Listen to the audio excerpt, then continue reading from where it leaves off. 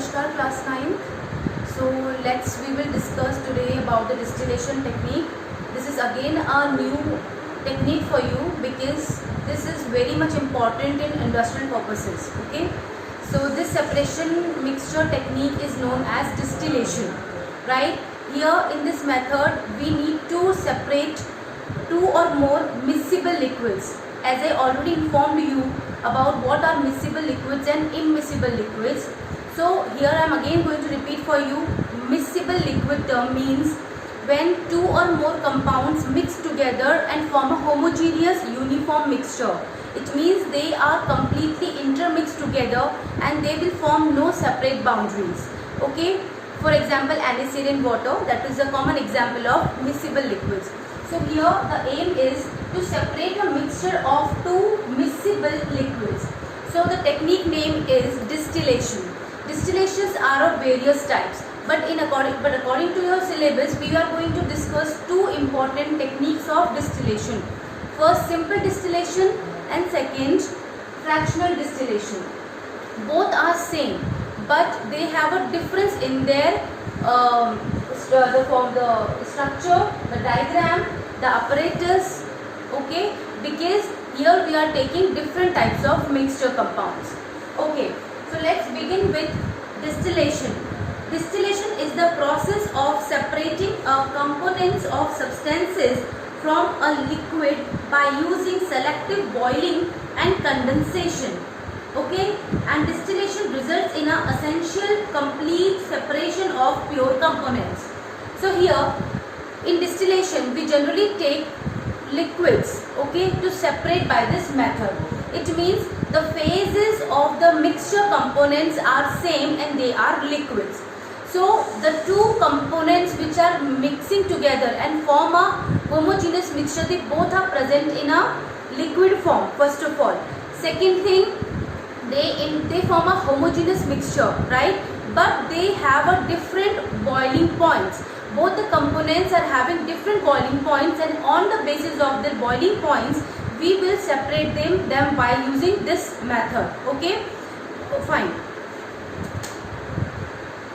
Now we will start with simple distillation first. In simple distillation, here we are taking the mixture of acetone in water. So the boiling point of acetone is around 56 degrees Celsius, whereas for boiling point of water is 100 degrees Celsius. So the mixture will have a different, large separation in their differences in their boiling points. So they can be easily separated out. Now let's see the diagram. First of all, this is known as a distillating flask. Okay, this is known as distillation flask or round bottom flask. Right? Now here we have attached a thermometer to see the boiling points. Okay. Then this column, this distillation flask is attached to a Liebig condenser to attach a long tube. Okay, and this long tube ends in another beaker, and this long tube here we have to attach a water condenser, which is also known as Liebig condenser. Okay, water condenser or Liebig condenser.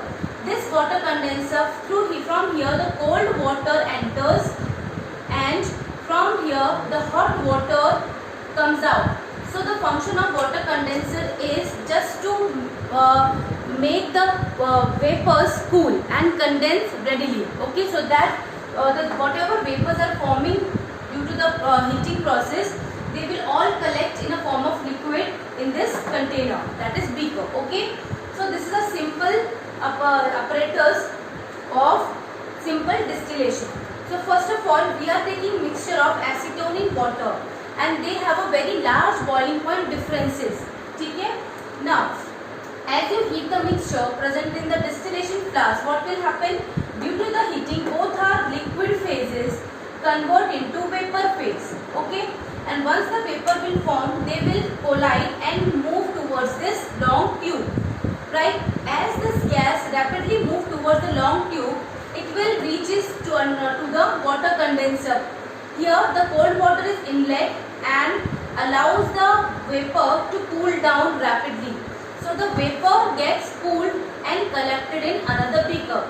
So as we know that acetone is having 56 degrees Celsius temperature, so it will vaporize first as compared to water. So who will vaporize first? Acetone, because the boiling point of acetone is very less as compared to water, right? So first the vapors of acetone will form and it will collect in a beaker separately, and then once the acetone is collected, then we need to remove this beaker. We have to put another beaker, and then again heating the same process, and we will get the pure water, and the impurities remains in this distillating flask, because impurities are not going to volatile, not going to convert their states. So through this method we will obtain the pure components.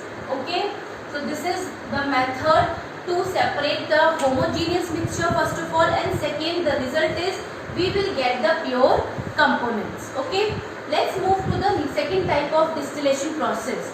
In second type of distillation process, there is only one difference in the apparatus. The difference is we are having here fractionating column. This new part is known as fractionating column. Okay, previously in this simple distillation no fractionating column is present. Okay, and simply the whole process is done. Why? Because here the mixtures present, the components present in the mixture are having wide differences in their boiling points. But in case of fractional distillation, here this method is widely used in preparation of separation of gases components, because gases are having very low boiling point differences among them, like say for oxygen and nitrogen and carbon dioxide, they are having very close boiling points. So for such things, especially for petroleum extraction also, you have already studied in your class 8, the petroleum extraction material, the materials extracted from the petroleum, they will have a very less differences in their boiling point. So for such type of separations, we require fractional distillation. So only one new apparatus will adjoin in this, that is known as fractionating column. This fractionating column is attached to the distillating flask in which the mixture is present. And the specialty about the fractionating column is that it is having a glass beads. The function of glass beads means the small bead-like structure of glass, okay, which is present in this fractionating column, and they are having very less space. So the function is basically it will provide the large surface area for the vapors which is forming after the heating of the mixture, and allow them to cool quickly, rapidly, so that they will separate out by this water condenser. Okay, and we will collect the component from the mixture. Why? Because here the boiling point of the miscible liquids, the two or more component in this mixture is less than 25 Kelvin. Okay, so whenever miscible mixture is having less than 25 Kelvin temperature, we use fractionating distillation, and if it is more than 25 Kelvin temperature, we use the simple distillation technique. Okay, so here the mixture we can take as gases or petroleum, and we need to heat this. So same process will occur as we studied in the simple distillation. Once the vapor reaches to the fractionating column, the glass beads allows the vapors to get a more surface area and quickly allow them to get condensed, first of all cool, and once the cooled gas reaches to the water condenser, due to the help of a cold water, these vapor condense quickly and collected in a conical flask or beaker, right? So the important thing you have to note it down, that is the boiling point of miscible liquid in fractional distillation process has to be less than 25 Kelvin temperature. So this is a very important technique, children, because this process exploits the differences in the relative volatility of the mixture components, and in industrial chemistry it is widely used, okay, and generally this is a physical method. This is not a chemical method.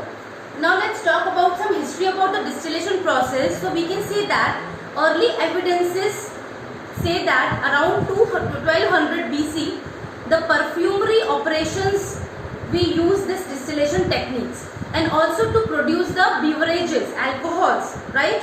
So we get the thing that in ancient Mesopotamia people use the primitive form of distillation technique. to form perfumes as well as alcohols. And the boiling, what is boiling point, children? Boiling point of a liquid is the temperature at which the vapor pressure of the liquid equals the pressure around the liquid, enables bubble to form without being crushed. Okay, this is known as boiling point. Boiling point is the point of a liquid when it is a temperature when the liquid has the equal vapor pressure around the liquid. Okay, now some more points about the fractionating column, fractional distillation. According to Raoult's law, we have to take this that fractional distillation must be used in order to separate the components by repeated vaporization condensation cycles, right? So this is also known as rectification. Okay children, what it is known? The another name of fractional distillation is rectification. It means the continuous process of condensation, vaporization, evaporation is taking place very quickly in the case of fractional distillation. That is why it is known as rectification process, another name of fractional distillation. And this technique has widely used in making perfumes, extracting of the herbs to produce very important medicines, and in industrial purposes also in the manufacture of chemicals and all. So this is a widely used type of separation technique to take out the pure components of two or more miscible liquids. This is all about the distillation today. Thank you so much. I hope you will enjoy this and take care.